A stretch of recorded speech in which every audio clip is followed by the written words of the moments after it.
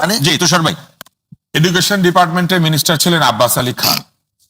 উনি জামাত ইসলাম ছিলেন না তো, তাই না? উনি জামাত ইসলামে একমাত্র আব্বাস আলী খান ছিলেন। হ্যাঁ, না, আরেকজন তারপরে ছিলেন। তারপরে ছিলেন রেভিনিউ ডিপার্টমেন্টে AKM Yusuf. Pakistan Democratic party, হ্যাঁ। পরে জামাত ইসলামে যোগ হ্যাঁ, দিয়েছেন। আব্বাস আলী খান সাহেব।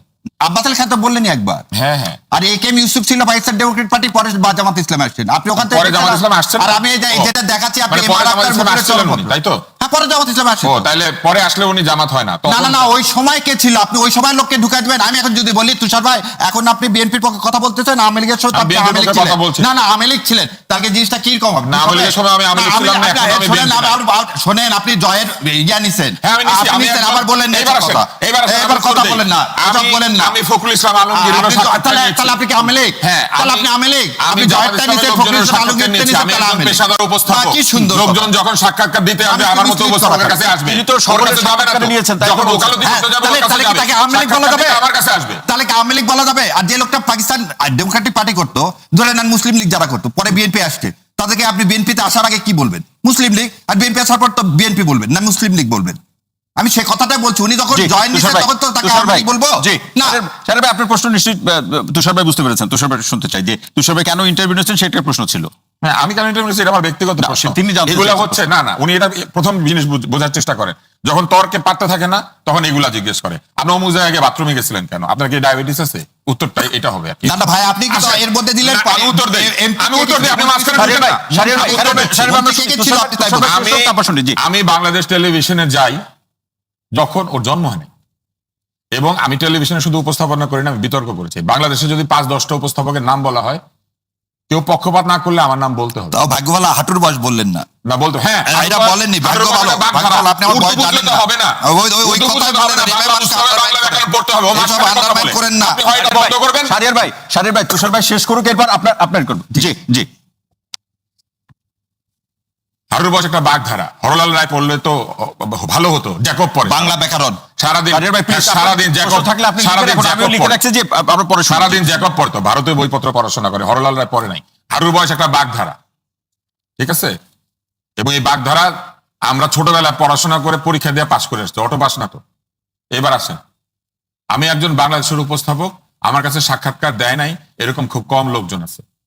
আমি কারো সামনে অনুষ্ঠান করি নাই এরকম খুব কম লোকজন আছে। কারো সাক্ষাৎকার নিলে সে তার দলে চলে যায় না, ইন্টারভিউ করে ল্যারি কিং, এই জন্য সে রিপাবলিকান হয়ে যায় কিংবা অন্য কোনো পার্টিতে চলে যায়। ক্রিস্টিনা আমানপুর ইন্টারভিউ করে, তারা কেউ বলে উনি রিপাবলিকান না ডেমোক্র্যাট?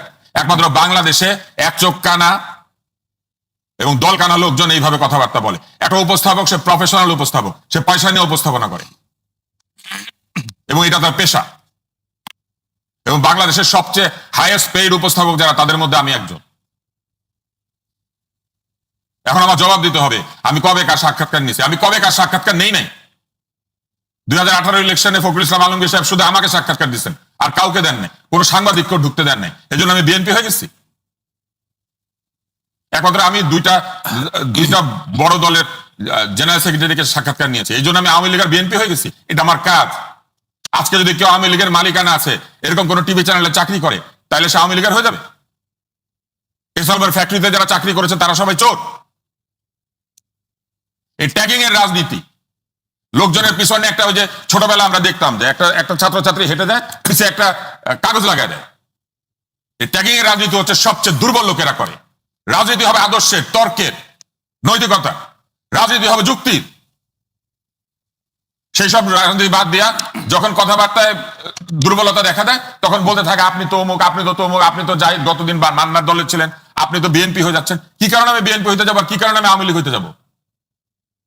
আমি একমাত্র উপস্থাপক যাকে আওয়ামী লীগও ব্যান করেছিল, বিএনপিও ব্যান করেছিল, এবং দুইটা দলই আমাকে টেলিভিশনে ঢুকতে দিত না কিছুদিনের জন্য। কি কারণে? এই কারণে যে এক দল সবসময় তার বিপক্ষে গেলে মনে করে সে আরেক দল, এবং এইভাবে বাংলাদেশটাকে ধ্বংস করা হয়েছে। এইভাবে সব জায়গাতে মেধাকে ঠেলে দিয়ে বলা হয়েছে তুমি আমার দল হইলে তুমি মেধাবী, আর তুমি আমার দল না হইলে তুমি অন্য কিছু। সামনে কি সেই ট্যাগিং বাড়বে না কমবে? সামনে সেই ট্যাগিং বাড়বে। কারা বাড়াবে? তারা যদি ক্ষমতায় যায়, যারা ট্যাগিং এর রাজনীতি করে, আর যারা করে না তারা ক্ষমতায় গেলে এটা বাড়বে না। জি, অসংখ্য ধন্যবাদ অদূত ভাই। শুনছিলাম যে বিকল্প শক্তির কথা বলছিলেন আতাউর রহমান ভাই, তার সূত্র ধরে আরেকটা লাইন যোগ করি, জি। যে উকিল চোরের পক্ষে না সে উকিল চোর। ভাই আমাদের কি উত্তর দিতে জি, জি, দিতে- এক আপনি মিনিট ফিরবো, দেন, আমি আপনি এক অদ্ভুত ভাই, মিনিট দিয়ে দিন, অদ্ভুত না ভাই, হলে অদ্ভুত ভাই কথা- শেষ করার পর ফিরবো, অদ্ভুত ভাই। ওই জি, বাংলাদেশের সময় গেল, সবচেয়ে বড় আপনার দুর্নীতিবাদ ঘরে গেলে আমি কলা সে খাই নি। সবচেয়ে দামি লয়ারকে ইয়ে করে নিযুক্ত করে, কারণ সে পয়সা দিতে পারে। জি, সেই কারণে ধন্যবাদ। লয়ার